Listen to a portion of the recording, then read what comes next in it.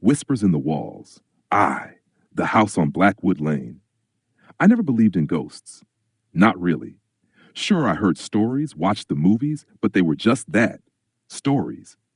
That was until I moved into the house on Blackwood Lane. It was an old place, built sometime in the late 1800s, and had that classic Gothic charm. High ceilings, wooden beams, and a sprawling backyard that faded into the woods. It was a bargain. Too cheap, really. That should have been my first clue. The real estate agent, a middle-aged woman with nervous eyes, was hesitant to speak about the house's history. Some owners didn't stay long, she admitted. No deaths on record, just bad luck. I laughed it off. I didn't believe in bad luck. The first few nights were quiet. The house groaned like old houses do. The pipes rattled when the water ran. But then something changed. It started with whispers. Not loud. Just faint, unintelligible murmurs that seemed to come from inside the walls. At first, I assumed it was the house settling. But the more I listened, the more distinct they became. They weren't random.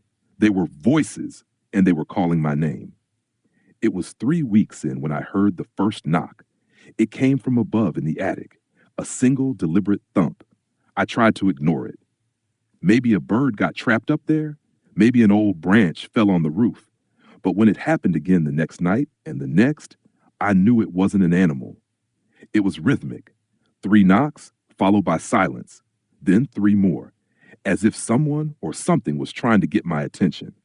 One night I grabbed a flashlight and a kitchen knife, just in case, pulled the attic ladder down, and climbed up. The attic was musty, filled with forgotten furniture covered in sheets. But something was off. The air was heavy, wrong, like stepping into a room where someone had just died. Then my flashlight flickered. That's when I saw it. At the far end of the attic, standing between the rafters, was a figure. A shadow that wasn't cast by the light, but rather absorbed it.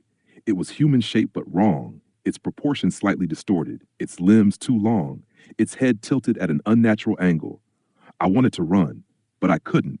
I was frozen, my body refusing to obey. And then it moved, not like walking. 1 second it was standing still, and the next it was inches from my face. The light went out, and I felt it. Breath, not warm but ice cold, right against my cheek. A whisper followed, something unintelligible but filled with malice. I don't remember running back down the ladder, but I must have, because the next thing I knew, I was downstairs, the attic door slamming shut behind me. I left it locked. I should have left the house, but it was too late. The attic stayed locked after that, but the thing in the attic, it didn't stay up there. The whispers got louder. The knocking became banging, coming from different parts of the house. My bedroom door rattled at night. Then the mirrors changed. It started subtly. I'd catch my reflection moving out of sync, a blink that came a second too late, a slight tilt of the head when I was standing perfectly still. At first, I told myself I was imagining things, but then one morning, I walked past the hallway mirror and saw my reflection watching me. I stopped. So did it. But the eyes, they weren't mine anymore. They were black. Not just dark, black holes, empty, soulless. Then it smiled, not my smile. Something wider, teeth stretching beyond what should be humanly possible. I smashed the mirror, but the reflection, it kept smiling even as the glass shattered. And that's when the house began to rot.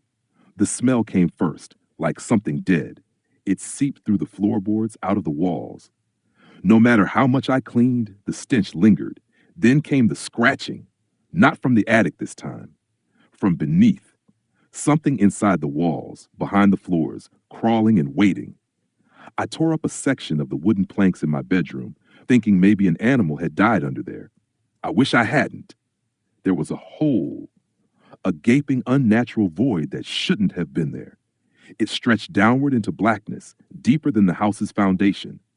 And as I stared into it, I realized it wasn't just a hole. It was a mouth, a tunnel of flesh lined with teeth, and something was coming up. I ran. I left everything behind and drove until the house was miles away. I never went back. I put it up for sale, but no one would buy it. A year later, it burned down in an unexplained fire. But I know the truth. It wasn't just a house. It was a hunger. And I still hear it sometimes, at night, calling my name, whispering from the walls, waiting for me to come home.